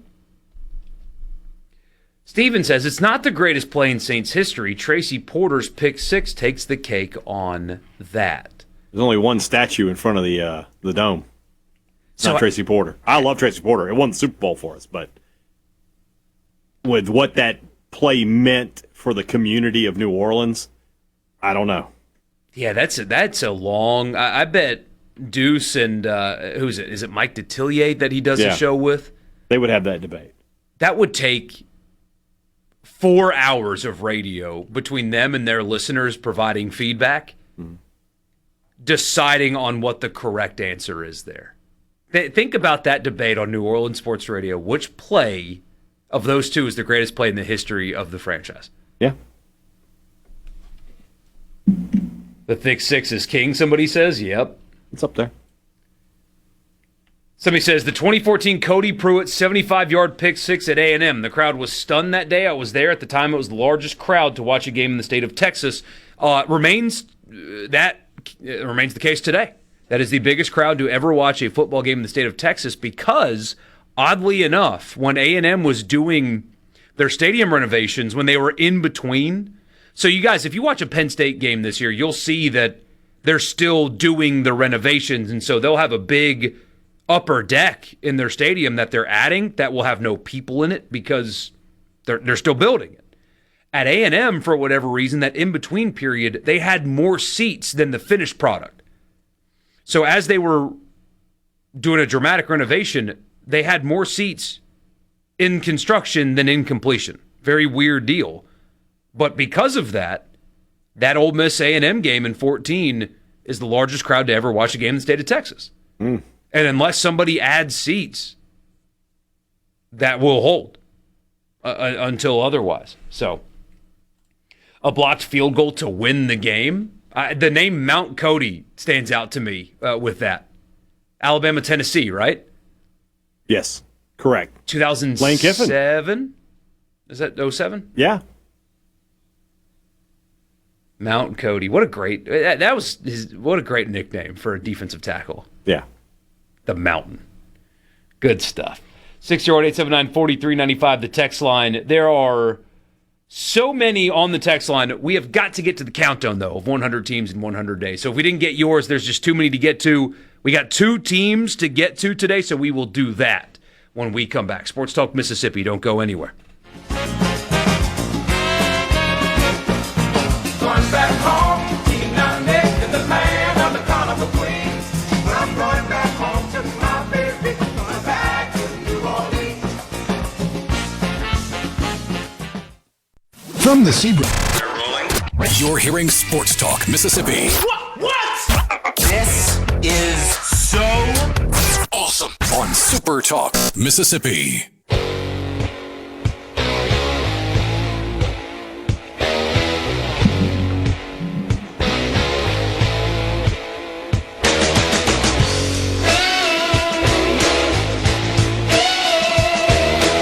So there's a lot of golf media that is covering the Open Championship in England. As they should. Yeah. And they have been scattered around watching the game at some pubs around town. They can't be too happy. A lot of whiskey. They've gone from Guinness to whiskey at this point. I'm looking at the message board geniuses. You cannot read a single one of the England tweets, but no. Oh man. Amazing. What a world. Yeah. This team was supposed to be different, Hadad. They were supposed to be different. They made it to the semifinals. They lost to a team that's, really. They lost to the reigning world champions. It's not like they got knocked out in the group stage or something. They blew a late lead by bunkering. Your hatred for England is just leading you down this path. All right. I don't know if it's hatred. It's more of just like patting them on the top of the head. I'm just saying, they're just beneath us at this point. All right. Not in the sport, just in life. Like societally. They're just kind of like, you guys are cute. Saying, it's fine. Like, aw, you guys tried so hard. Good job. I would like if they had like a Feinbaum style call-in show for England sports radio. They do. I would call in. But could you do the voice? I would try my hardest. What's Tuchel playing out there, eh? But here's what I would do, though. Why does he pull Reece James off and put in... What's he doing there? Parking the bus? Governor? What do you think about that? See, I would go the other way. You go Southern you go deep on the Southern accent? I would ask, why are people upset? They tried really hard, and we should be proud of them for their performance. Could you do it with an Argentinian accent? Which would obviously be like a German accent. Yeah. History buffs here on Sports Talk Mississippi most of the time. Hey, we got two teams to get to on the countdown of 100 teams in 100 days. This one is of local interest, even though they're in the Big Ten. So we'll get to that right now on the countdown of 100 teams in 100 days. 100 teams in 100 days. Okay, ready? 3, 2, 1.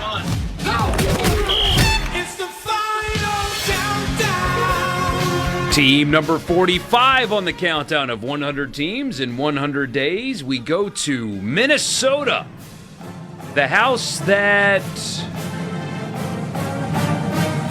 I can't come up with a good one. That Bronco Nagurski built. Yeah, but he's good. You want Marion Barber III? There you go. All right. The house that Marion Barber III built. We go to Minnesota, the Golden Gophers. They play at Huntington Bank Stadium right there in Minneapolis. I was going to say it's a new venue. It's not new anymore. They built it in 2009. Remember when 2009 was like 2 years ago, guys? Yeah. That was the other day. That was the other day. 50,805 seats in the stadium. It is a nice-looking venue. Mississippi State will be on the schedule this year. If you're a State fan, here's a little PSA for you. If you're going to go to the game, you can actually stay downtown in Minneapolis or St. Paul, and a train will take you to the stadium. You can just hop on a train car, and it'll drop you off right next to the stadium. So don't feel like you need to stay on campus. You can actually stay downtown, and you can hop on a train, and boom, they'll take you right to the game. So there's a little note for you if you're making the trip. We'll get to that game here in just a second. PJ Fleck has been there for a long time. Year one for him was 2017, if you can believe that. It's been a while after he had the wildly successful run at Western Michigan, in which they went undefeated and went to the Cotton Bowl that year. Yeah. Got the Minnesota job, and he's done good things there. They've been solid. He does have an 11-win season. That was in year 3 back in 2019. They finished ranked in the top 10. They won the Outback Bowl. But since then, they just haven't taken off. They've been solid, but haven't elevated the way that a lot of people thought they would under PJ Fleck. Since that 2019 season, they had the COVID year. 9 wins, 6 wins, 8 wins, and 8 wins. What did that look like last season? Well, they beat bad teams, and they got smoked by all the good ones. They beat Buffalo. They beat Northwestern State. You know that mascot. Northwestern State are the Demons. The Demons of Northwestern State. They lost at Cal. They beat Rutgers. Ohio State beat them 42-3. Now, they beat Purdue and Nebraska, but then they go to Iowa, and again, the better team on their schedule. They lost 41-3. Oof. They beat Michigan State. They go to Oregon. Again, the three best teams on their schedule were Ohio State, Iowa, and Oregon. And Oregon beat them 42-13. And then they turn around for good measure and lost at Northwestern at Wrigley Field. But they ended the season with a win over Wisconsin and a win over New Mexico in the Rate Bowl. Rate Bowl. Hard T there. Yeah. To finish 8-5. So it was they were okay, but they were completely non-competitive against the best teams that they played last season. Going into this year, they open with Eastern Illinois. Name that mascot. They're not the Lumberjacks, are they? The Panthers of EIU. That's Sean Payton's alma mater, isn't it? Is that where Romo went? Yeah, they both went there. Yeah. And then week 2, Mississippi State, 2:30 Central Time in Minneapolis. That game will be on CBS. 2 players to keep an eye on. Drake Lindsey, the quarterback. Remember, he had an arrest this offseason. He will not miss that game. It was a fake ID and something else. Yeah. Big He's kid. the guy from Arkansas. He's from Fayetteville, Arkansas, and he was in Fayetteville. Every bit of 6'5", 230 pounds, completes 63% of his passes, had 18 touchdowns, 6 picks, is not a runner at all Right. For Mississippi State. But they like him. They think that he's got high upside. The guy that State needs to worry about the most, he wears jersey number 0, and he is their redshirt senior defensive end. He is a stud. He is from Shippensburg, Pennsylvania. Yeah. Shippensburg, real place. Had 12.5 sacks last year, 17.5 TFLs.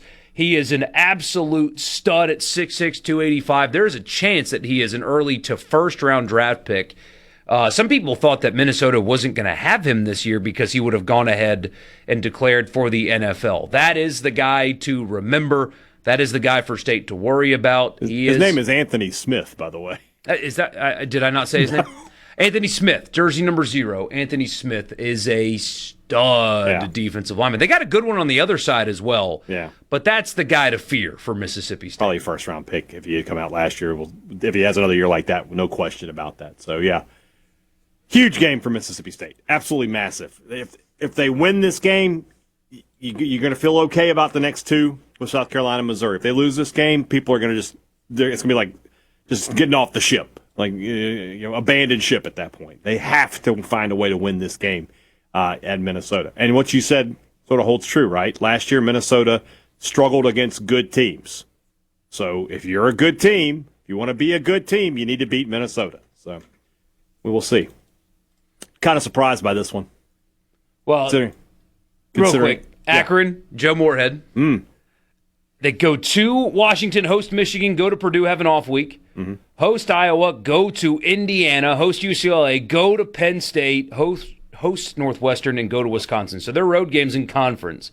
And Purdue, whatever. Yeah. But Indiana, Penn State, Wisconsin, and Washington. Of course, don't forget the best rivalry trophy in college football. Paul Bunyan's axe. Between Minnesota and Wisconsin. I love that game very, very much. All right. Again, I'm surprised here. Mexican. No. Considering all the news that's going on, we're going to Holy Land Mediterranean Deli. This is a Brian. Are you okay? Are you all right? It's like the restaurant that Larry David didn't want to go to on Curb, or he went to. He's like, we can't get caught here, kind of thing. Brian Hadad approved cuisine here, as you might imagine. A lot of it's Arabic food, it's Lebanese food, grape leaves, falafel, hummus. They've got all the shawarma, all the kebabs with the rice on the plate. They've got a whole rotisserie chicken thing going there. With those chickens look fantastic, by the way. Pitas, shawarmas, gyros, all of the desserts. 3 kinds of baklava on the dessert menu. Yes, I'm in. You can even get a 5-pound party size I never pronounce this right. Kneff, I believe is how you say it. I don't know. I'm pretty sure I'm close to that. If not, my buddy Joe, if he's listening, he'll let me know. I mean, it's like grandma's cooking to me, so I'm all about it. So if you make it to Minnesota and you can avoid ice, check out Holy Land Mediterranean Deli. And make sure, maybe change my name up a little bit. Tell them that Borkey and Hadad sent you. We'll get to our second team on the countdown of 100 teams in 100 days to make up for tomorrow when we come back.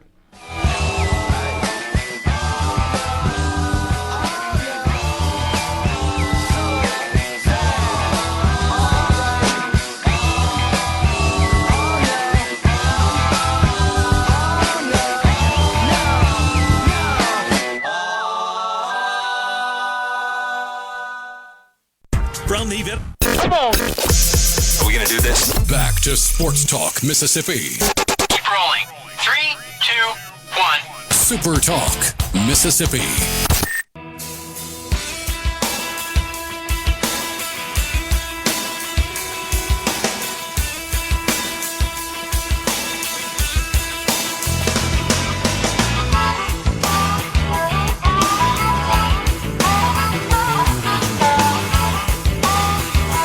Sports Talk Mississippi, back with you here on a Wednesday. We're staying right here in the countdown of 100 teams in 100 days.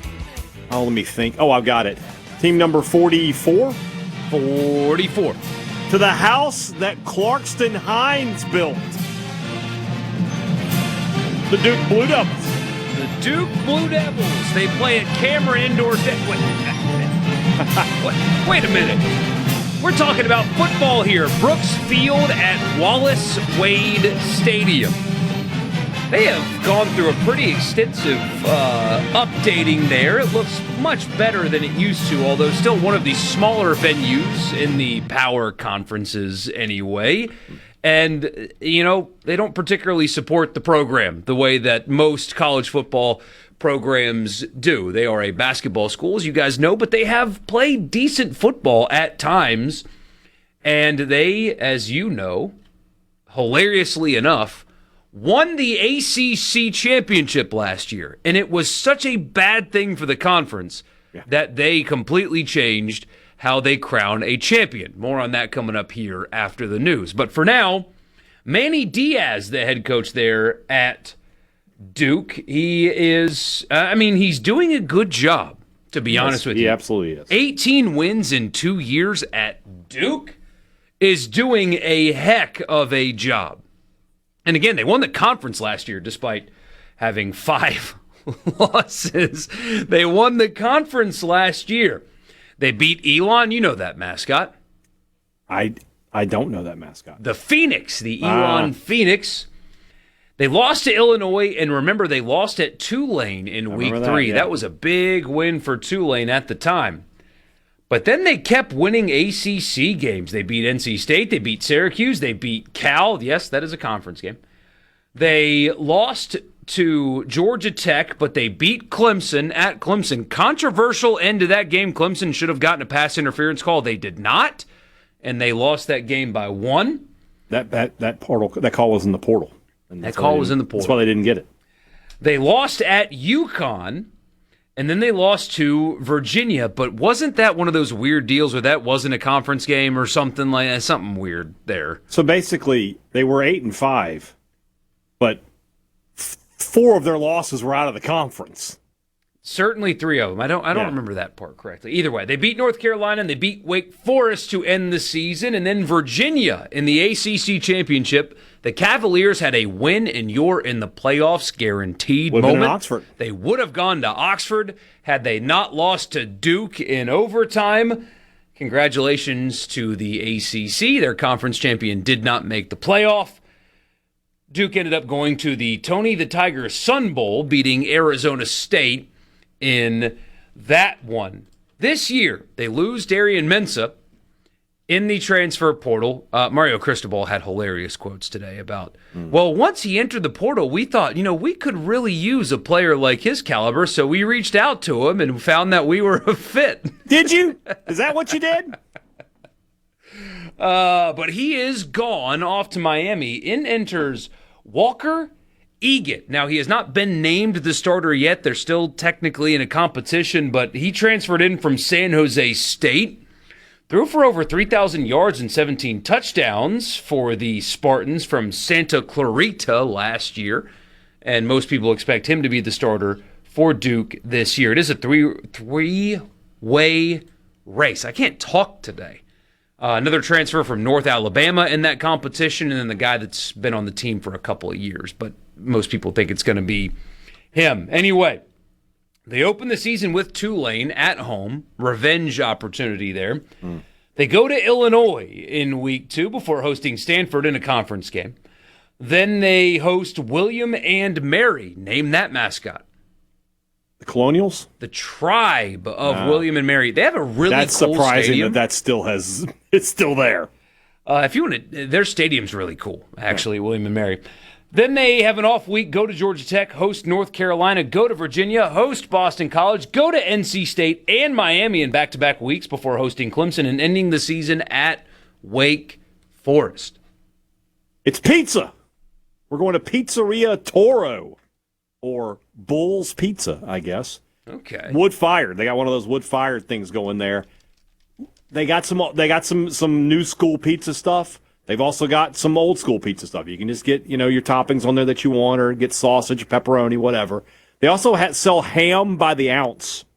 And you can they embrace both sides. You can get some lovely prosciutto, or you can get some awesome North Carolina country ham, whatever you want to get. You guys sell it by the ounce. And the desserts look good. Fried zeppoli, fried to order. So those little Italian beignets, basically. What is zeppoli? It's Italian beignets. Okay. It's like little fried dough covered in powdered sugar. You're good to go. Yeah. Good selection of wines. This looks like a great place to grab a pizza. If you're ever in Durham, North Carolina, grab a slice at Pizzeria Toro and tell them Borkey and Hadad sent you. We are all caught up. Sports Talk Mississippi. We'll get to your college football fix after the news. We're in the Pearl River Resort studio. Stick with us.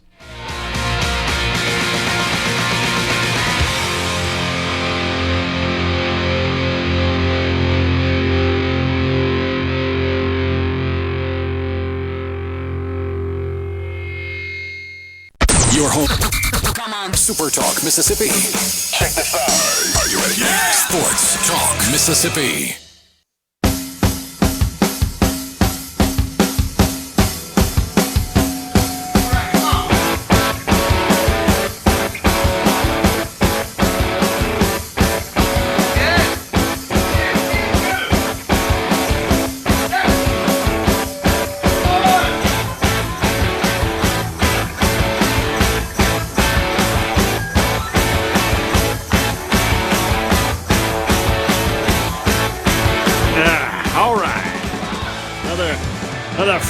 It feels like a Friday. I don't know why. Kind of does. I don't know why it does. We have 2 more days. 2 more full days of work. Friday is going to be a hard Friday considering what we're undertaking. We got to get ready. Yeah. We got to get ready. So tomorrow will be a great day, though, for us when we're at the Palmer Home Radiothon. We will be hitting you up. But you know what? That's part of the game. That's part of helping people out. That's part of being a great person. We need your help. This is a great organization. They don't take any government money, and quite frankly, that's a rare thing these days. When everybody else has their hand out from the government, these people are asking their fellow Mississippians to help out. I think that's a very admirable thing. Help us out tomorrow. The Palmer Home Radiothon starting at 6 a.m. all the way to 6 p.m. We'll finish it up tomorrow live as we have every year. Look forward to raising a lot of money for our friends at the Palmer Home. But right now, it's the college football fix. The college football fix is driven by your Mississippi Ford dealers. Built Ford tough. The best-selling truck in America, the Ford F-150. Ladies and gentlemen, if you are looking right now, if you're thinking, I need a new truck, there's only one place to look. That's your local Mississippi Ford dealers today. Thank you for your attention to this matter. The commissioner of the Atlantic Coast Conference took the stage today. Did. At their media days. He had some things to say. He said things. Things were said. He did say things. He did say this, which a lot of history talk, Mississippi today. He was asked about conferences discussing breaking away and basically creating their own rules. And he said, quote, "To me, self-governance is no governance." Sounds like something out of the Declaration of Independence. That sounds like the opposite. He hates the Gettysburg Address. That's a good point, yeah. Jim Phillips, the commie. Government for the people, of the people, by the people. Commissioner Phillips. Self-governance is, I'm kidding, of course, but the ACC in particular has got to be really scared of that concept because it's not just going to be, here's a poorly kept secret apparently, because not a lot of people, I guess, understand what's really happening behind the scenes. The SEC, when they talk about, we're going to break away and make our own rules, they're not actually talking about having a 16-team league with a 16-team national championship, and that's it. Right. They're talking about getting the band together of the schools that have value for television networks and creating their own league. The SEC, I promise you, regardless of what they say publicly, I promise you, wants to be in a division league, whatever, with Ohio State, with Michigan, with Notre Dame, with Penn State. So the commissioner of the ACC saying that makes sense because it's not what people are talking about. He knows that his league could dissolve and half of his members could get left behind. That's what they're guarding against. So that, that kind of cracks me up. But he also said that those who know about athlete tampering must come forward. And there must be consequences. Says it's part of a larger environmental problem, to which that I agree. But he said, quote, "A failure to have restraint in college sports unlike I've ever seen before." He's right. There should be consequences for it. They are unable to actually enforce said consequences, but more specifically, something that I don't like that everybody in college sports does, Hadad, is they call somebody else's house dirty before they clean their own. Right. That does happen. I'm sure Jim Phillips is going to love the ratings number that Miami in the ACC championship gives them with Mensa as their quarterback, who was very clearly, blatantly, and obviously and very publicly acknowledged tampered with while he was at Duke. You think he ended up at Duke on his own too? So I don't like that part. We've got to control. You got to come forward. Okay, then don't cash the checks that Miami gives you this year when they make a playoff run. Right. Don't cash those checks, man. Ban it within your own league or prevent the transfer publicly. Say this is not right before you start talking about when it's not right that somebody else does it. That's just my opinion. Well, this is the hypocrisy of leadership in college sports right now. That whatever the other guys is doing is bad, what we're doing is right, And it goes even further on the micro level. I've said this kind of stuff for years, Whatever, a Mississippi State player gets arrested, what happened there? He's a good kid, he just caught in the wrong place at the wrong time. An Ole Miss player gets arrested, throw him under the jail. Yes. Kick him out of school, kick him out of the country. The worst person you know. Exactly. So this is how fans and this is how people operate in the real world, to be honest with you. Think about politics. What my side of the aisle is doing is absolutely correct, and what the other side is, it's not enough that it's wrong. It's not enough that it's incorrect. It is legitimately evil. It is the worst thing ever. That's where we are. There's no gray areas don't exist anymore. No. In this great country of ours, and college football is just another example of that. As we mentioned a little while ago, the ACC's champion last year lost 5 games. Miami did not play for the ACC championship, despite having a better record than that of Duke. Mm-hmm. they fixed that with one bizarre caveat. So here is the announcement that they put out there today as they started media days on their new tiebreaker. So they say the ACC has announced a new football championship tiebreaker policy that will take effect this season, reflecting the league's transition to a 9-game conference schedule and ensuring fair and equitable process for determining participants in the ACC football championship game. Sidebar, not every team in the ACC, because they have so many members, plays a 9-game conference schedule. Correct. All jacked up. All right. But there's no divisions, and so, the teams with the best 2 conference record make it. However, if there is some kind of tie or multiple teams with the same record, tie-breaking procedures will be built on 3 principles, they say. Number 1, head-to-head results will matter most. Okay. Number 2, no team will be overly rewarded or penalized based on the number of conference games it plays. So if you have a team that played 8 conference games and a team that played 9 conference games, the 9, you're not going to get punished for playing 1 fewer. It'll be by percentage and things like that. So what it is saying, in effect, is a 7-1 and a 7-2 team are the same thing. Yes. Possibly. Yeah. But then there's the third principle. The third defining factor for how they're going to choose an ACC champion, should there be a tiebreaker. And Who's better at basketball? When head-to-head competition cannot separate tied teams, the team with the overall strongest body of work will earn the opportunity to compete for the ACC championship game in the conference's automatic qualifier to the college football playoff. Now, I have been told, because I checked Twitter, they're using a model for something like this, right? They're using the Sports Source metric system, which is the same system that is used by the College Football Playoff Committee. They just don't tell anybody they use it. In America, we don't use the metric system, all right? I think we need to get back to the customary system. But secondly, and far more importantly, that paragraph that you read is incredibly poorly worded. It makes it sound like they're just picking it off of feelings. Like the eye test almost is being used here. Like, I watched Miami and I watched North Carolina, and I got to be honest with you, I think North Carolina's just better, pound for pound. So that's using some model. They're using a model, basically. And this is the thing, though. Sorry, this is a funny text.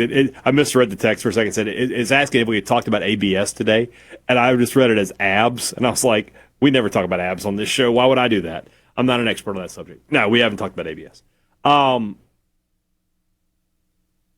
This is what has the conference expansion has gotten us, is that you have these conferences where everybody doesn't play everybody, and you can't have divisions anymore, and so you don't have realistic ways to determine your champions.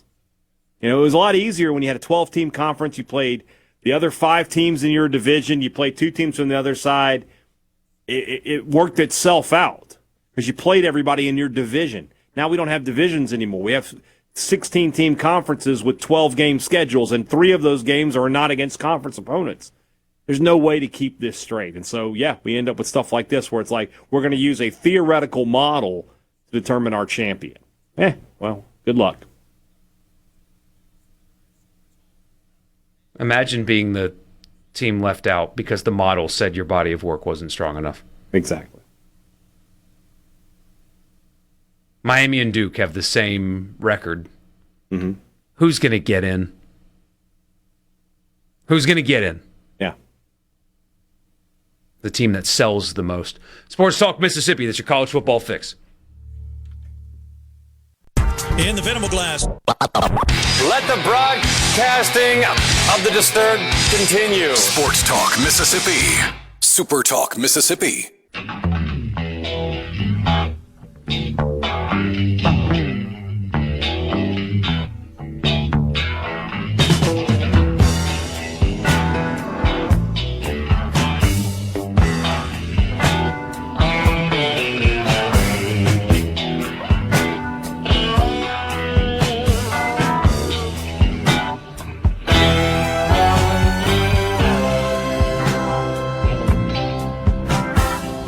right, hey, Dad, I just, for what it's worth, you asked the question yesterday about, if Ole Miss were to sue, what court would it be in? Yeah. For the buyout money? Yeah, I want to know. Mississippi court. Well, go ahead and write that check then, Tigers. Because, that's going to happen for you. Once again, I have been called upon to serve the University of Mississippi through the power of the court. I mean, any other state besides Louisiana would ruin. Alabama would be like, they're both out of the SEC. I'm a judge, tap, tap, tap. I can do whatever I want. You're out of here.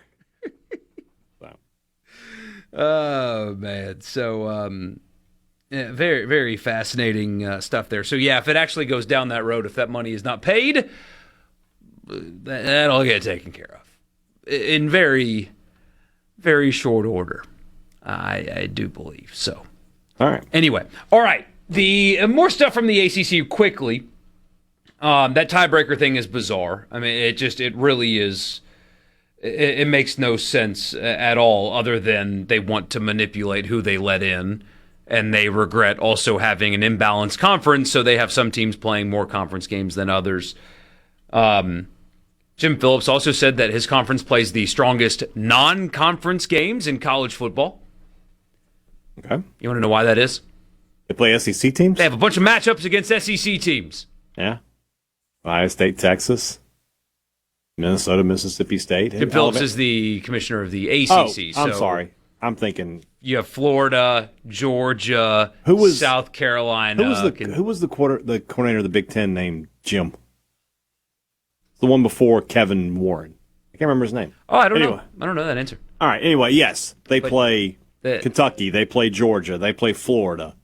Bragged about that. I'm trying to think. Is there another one this year? Louisville's playing 2 this year. Louisville's got Ole Miss, and they play Kentucky every year.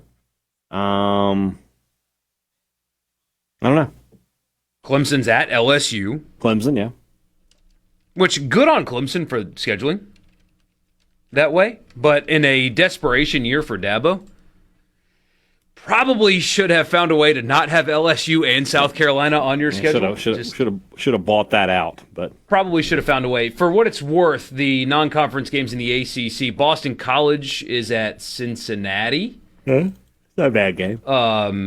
And remember, they play Notre Dame also, which are technically non-conference games, so that really inflates that as well. Because they have the partnership with Notre Dame, but Notre Dame's not a conference member. So they have 6 games against Notre Dame, hey, Dad. That really boosts their non-conference strength of schedule. I see where you're going, yeah. Cal plays UCLA. Clemson, of course, the 2 we just mentioned. Already heard from Duke. Florida State's at Alabama and playing Florida this year. Oh, boy. Shout out Mike Norvell. Georgia Tech is playing 2. They're playing Tennessee and at Georgia. Already mentioned Louisville playing 2. Miami's got Florida A&M, Central Michigan, and Notre Dame as their 3 non-conference games. But I mean, what are we doing here with Notre Dame? Yeah. North Carolina's playing TCU. That's in Dublin. They also have Notre Dame. NC State is at Vanderbilt. That's right, yeah. Pitt is playing UCF, which is a power conference opponent now. SMU, who named a facility on campus today. Yeah, I saw that. After their current quarterback. Mm-hmm. I mean, we've gone a step further from Colorado retiring Shedeur Sanders and Travis Hunter's numbers. Now we're naming buildings after current players. That's a bad one. I can't get behind that. Especially, like, he's a good player, but what are we doing? Like, he's not. No. It literally would be like Ole Miss naming a facility, not even after Dart, like after Chad Kelly almost. I don't know. I can't get over it. So there's that. More from Jim Phillips. He said, so Virginia NC State was supposed to be played in Brazil. They canceled it. They're still playing the game just here domestically instead of in Brazil. A lot of logistical challenges with the location, as you can imagine, to get that game played where it was supposed to be played. He was asked about that today, and he said that they have had discussions, casual discussions, with the Holiday Bowl about a possible game in Saudi Arabia. Oh, God.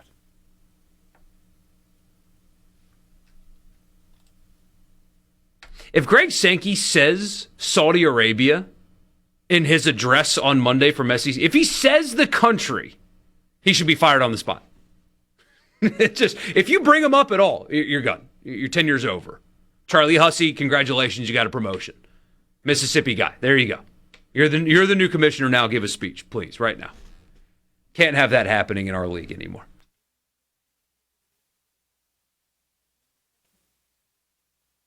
I just don't know. I just don't know. So I saw something today about the Peach Bowl thing with the game that's being played in Atlanta. Did you see this? I did not. It's basically it's an NIL deal. We were wondering, why is this game being played in Atlanta and not in Auburn, between Auburn and Baylor, right? Last year the game was played in Baylor. Why is it not a home game? Apparently I remember us talking about this. I guess we had just forgotten. But long story short, they're going to make money to give to the players because this game is being played at a neutral site. And while I get that, the people who pay the players the most, your fans, would probably just prefer you have a home game. And you just say, hey, can we get $100 a person? Because there's 80,000 people. That's a lot of money. Can we get that from y'all? I don't know. I saw that. I was like, that's just weird. I don't know. Everything right now. This is the point in the off season where we're just like, we really need some practice reports. We really just need some real football to talk about, because we're just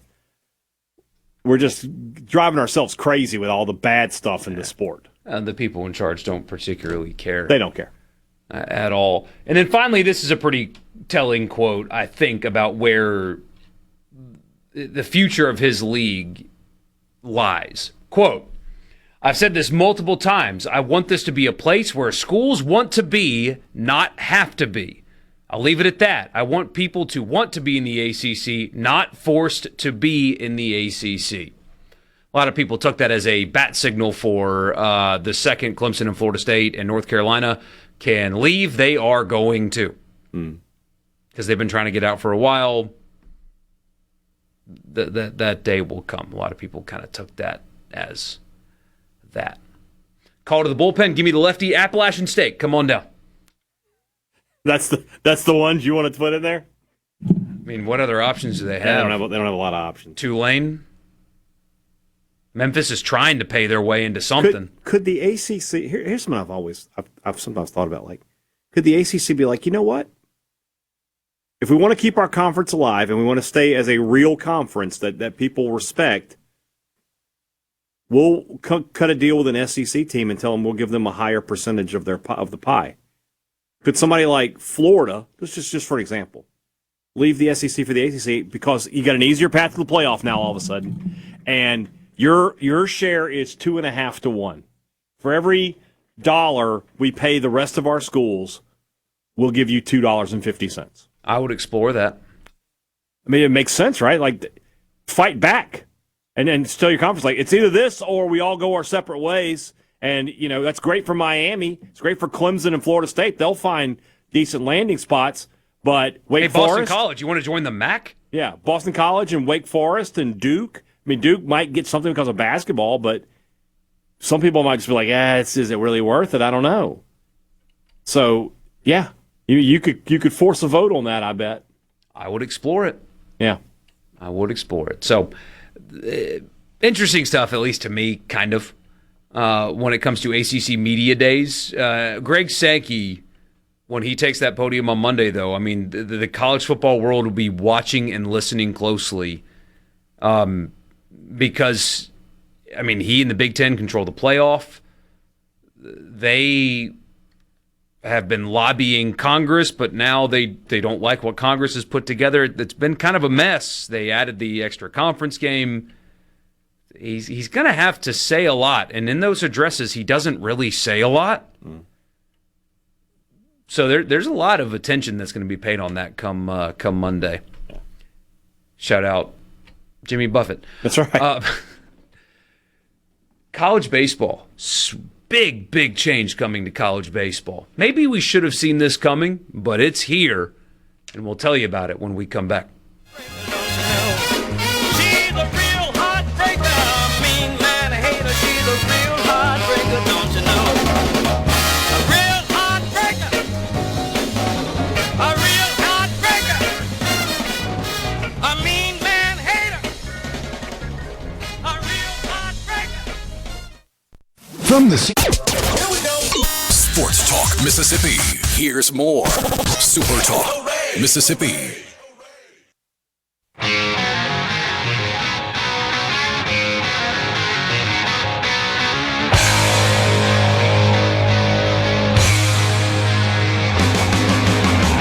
SEC Media Days is the unofficial start to the college football season, and Sports Talk Mississippi will be there live in Tampa starting on Monday. Get you ready for the biggest event of the offseason, SEC Media Days, brought to you in part by Pearl River Resort, Cannon Motors, Mississippi Farm Bureau, and Trustmark Bank. And this time next week, we'll be wrapping up the show. That's Ole Miss Day. 7 days from today is Ole Miss Day. Yes, it SEC is. Media Days. We'll be talking to Coach Pete Golding, Trinidad Chambliss, Kewan Lacey, and William Eccles on that one. And you'll have all of that for Thunder and Lightning coming up immediately after the show. Perhaps we should let our listeners know now that next week, Thunder and Lightning is moving to Thursday for 1 week only, because with Mississippi State going on Thursday, it just makes sense logistically. So Thursday, 6 to 7 Central, Thunder and Lightning live at SEC Media Days. Good luck remembering to say it on a Thursday, buddy. Yeah, you're just going to have to take care of that, is what's going to happen there. Our friend Jacob Rudner broke the news. The NCAA Rules Subcommittee has approved the usage of ABS. You guys know what that is in baseball. It's the review, tap the helmet thing. It can be used in any game where the tech is available. That includes the TrackMan. This still requires Baseball Oversight Committee approval, but is expected to be implemented in 2027. So ABS was experimented with in the SEC tournament. Obviously, Major League Baseball uses it quite heavily as well. It is coming to college baseball. A lot of people are celebrating this. I would love to agree with that.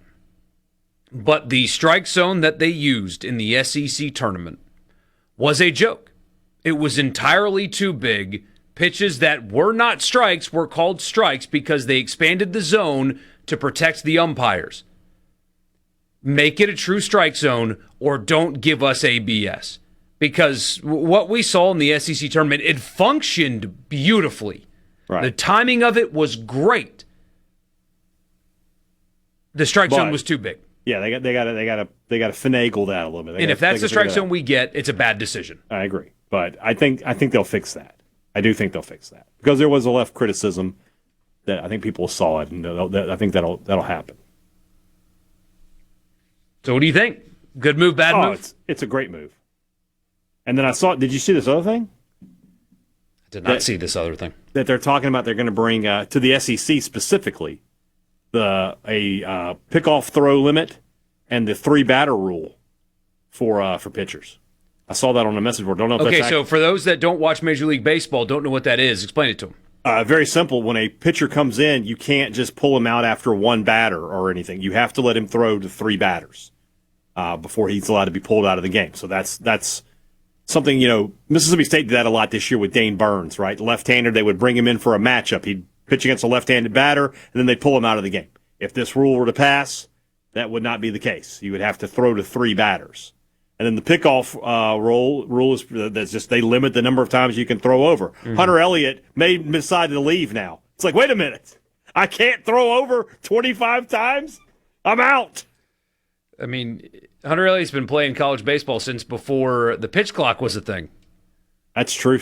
And now he's still going to play under the pitch clock and ABS. The ABS. Yeah, that's crazy. I guess the purpose behind that, right, is speed, pace of play. I mean, is it that simple? The pickoff move and the pitcher thing is to increase pace of play?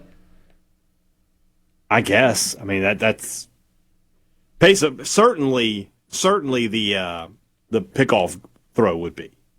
Yeah. Now the other one, I mean, I guess, but if you got to bring a guy out there and he's getting shelled, I don't know. Well, he'll get shelled by 3 batters, and I guess, yeah. I mean, that's one of those. That's one of those things where I've never been like that needs to change. I've said this about baseball a lot of times. Like, baseball didn't really need to be that much sped up. Some of it did. I feel like the pitch clock has been successful in making the games a little bit better for families. I mean, it's tough to take your kids out to a 4-hour college baseball game, but like this one, it takes away from the strategy of the game sometimes. And like, I know every sport, comparing sports is apples to oranges for everything, but I mean, could you limit how many passes a quarterback could throw? I mean, like, people wouldn't even think of that. Or how many shots a guy can put up. And why baseball wants to take that strategy out of it, at least to a degree anyway.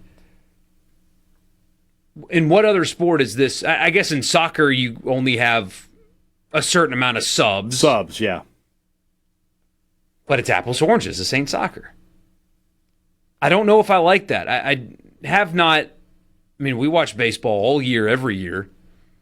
I can't remember a time where I thought, okay, this is absurd, the amount of pitching changes that are being made for no reason. Right.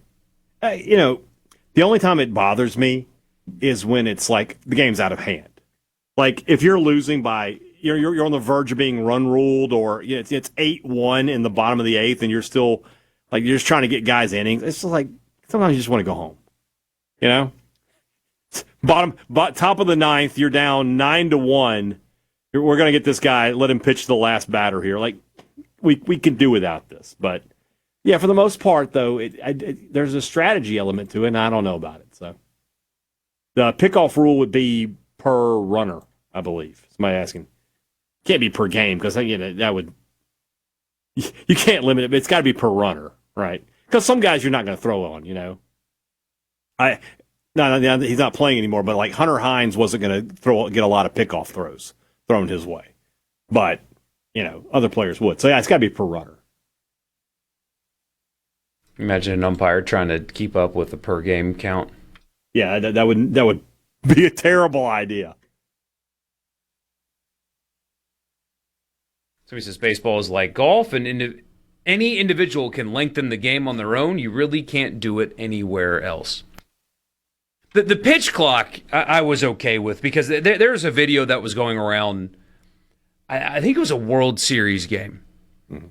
Where, was it 3 pitches that were thrown in 4 minutes or something like that? I mean, it was just an absurdity. There was a video going around of the pitches compared to the Kentucky Derby. Yeah. And the Kentucky Derby finished before like the 3rd pitch. It's like, this is too much. And that's from, not only the pitcher, but the batter coming out of the batter's box. Let me do my gloves. Let me do my forearm. Let me get back in the box. Let me figure, And in golf, there is a pace of play rule. Yeah. They don't enforce it very well. They don't enforce it at all. They should, but they don't. Yeah. Jay Johnson, Game 3 versus State, needed the 3-batter rule. Yeah, he was doing that. Like, down a bunch of runs, he was like, "Let me just get," and I get it, because you want to get your guys some time, right? You let me play my players, right? I understand that part of it, but when it's like that, when it's just, you just want to go home sometimes. Like, you don't want to spend all day at the ballpark. That you're down 6 runs. Let's just get through this. I get that. What would be a reasonable number of pickoff moves? If you made me set the rule, 4, like 3, 4, yeah. 4 is probably the, and you just got to be, it's when it's between pitches, you're throwing 5 or 6 times over, and then you throw a pitch, and then we're going to throw another 3 or 4 times over, and then we throw a pitch, and then another 3 or 4. That's, and At some point, the guy, I just wish the runner would just be, I'm not going. Yeah, you're not getting the guy. Yeah, I'm not going. Guy sitting on first base with Jacob Parker in the batter's box. I'm going to let him hit it. I'm not going to try to take him out of the game. Yeah, I get that. Somebody says there's a lot due the time they throw. Hold on. A lot due the time they throw them to show why they can't throw. He's trying to say a lot of the time they throw them to show why they can't throw in big moments. There's a reason you're 12th on the depth chart. And somebody says after the third runner, you can go halfway to second. Well, then don't use up your pickoffs.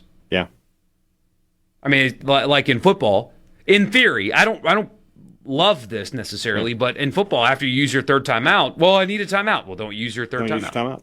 And also, do pickoff throws count for the catcher? Can the catcher throw down unlimited? I don't know the answer to that. Because what he's saying is like, okay, I can take a lead halfway to second. All right, well, the catcher throws down then.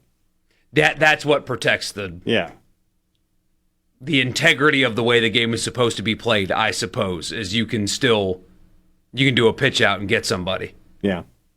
I don't know all the answers to all this stuff. And I don't know if it's one of those things, I don't know if it's right or wrong. I got to see it in practice, I guess. I've got to see it. I don't consume enough Major League Baseball to tell you for sure how it's affected that game. But I get it. Interesting stuff. College baseball changing pretty dramatically when you think about it. Sports Talk Mississippi, 601-879-4395, the C Spire text line. You want to be a part of the show, that is how you do it. And we'll wrap it up with you next.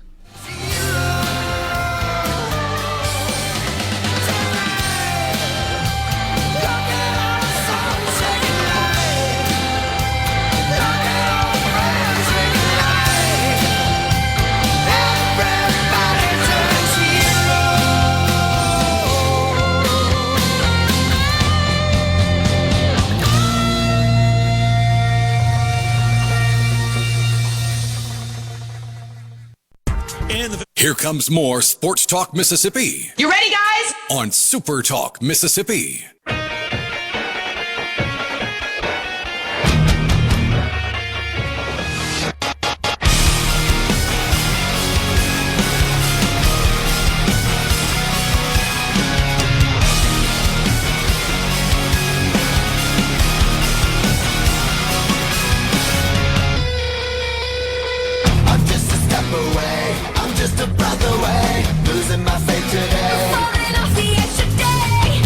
Are we playing chicken? What are we doing here? Yeah, we're like Fast and the Furious 2. Who's going to look away first? Yeah. It's like, forget about it, cuh. Oh, God. My favorite line of the Fast and Furious movies is from Fast and the Furious Tokyo Drift, where after, enraging Japanese Yakuza, the kid says, I know how we can solve this. A race. What? File this under people that have more money than sense. It's a lot of people. The blow-up pilots on the autopilot scene from the movie Airplane. Hold on. Otto, I believe is what they were named. Go ahead. The autopilot system. Yeah. One of them that appeared in the movie. He's a star. Sold for $200,000. Right. First off, I'm glad. Because I thought you were going to say like million. I don't know about 200 million, but I thought you were going to say like 2 million or something like that. Would have been $200,000 for a prop from maybe it's your favorite movie. If you have that kind of money, it's not the worst thing ever. All right, so let's play the game then, Borkey. I don't know what your favorite movie is, but if you had that, you got throwaway money. What is the prop you would want from a movie? What is it? Oh, a prop that I would want from a But it's going to cost you. You're willing to pay $200K to get this prop. What would it be? The helmet from One of the riders of Rohan from the Lord of the Rings. See, with the horse that comes out and protects their nose. I want Theoden's helmet. I'm getting specific. I want Éomer's helmet. I don't want some random. Give me his. Okay, I can live with that. That's a fine choice. If that would be awesome. I'm going to Lord of the Rings. I want the sword.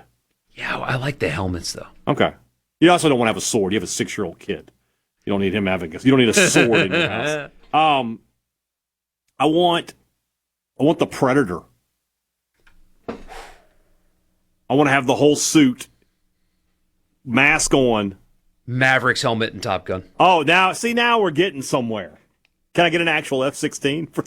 I don't know. Yeah, Maverick's helmet says Maverick. That's a good one. That's a good one. Oh, Steven and Jackson, we're on the same page. He says the same thing. Says Maverick's helmet. Yeah, that's a good one. Doc Holliday's hat from Tombstone. Very good. The General Lee.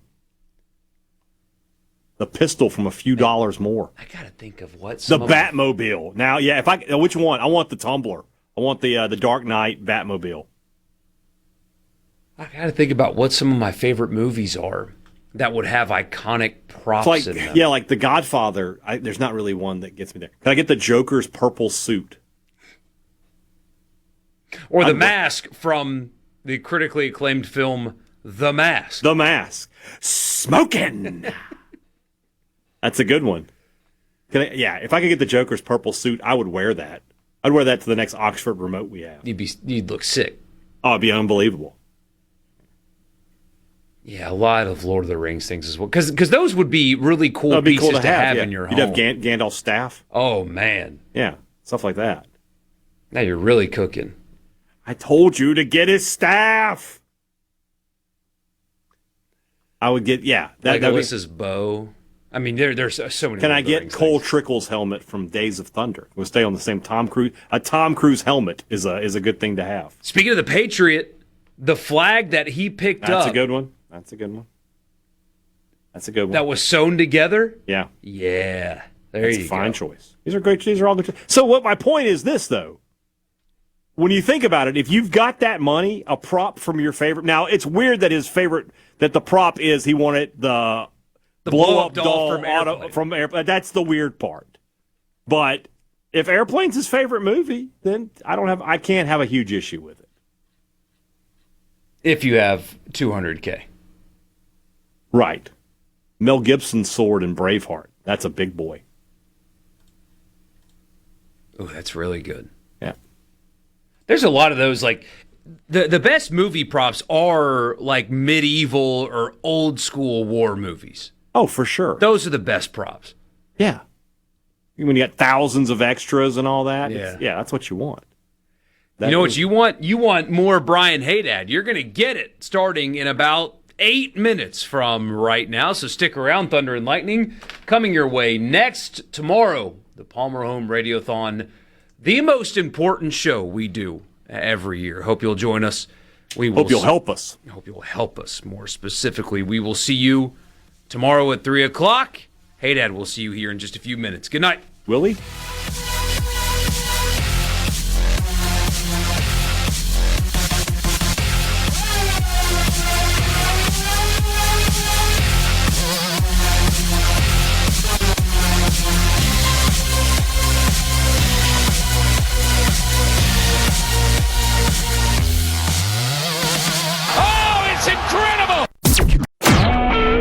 SuperTalk Mississippi Media Production.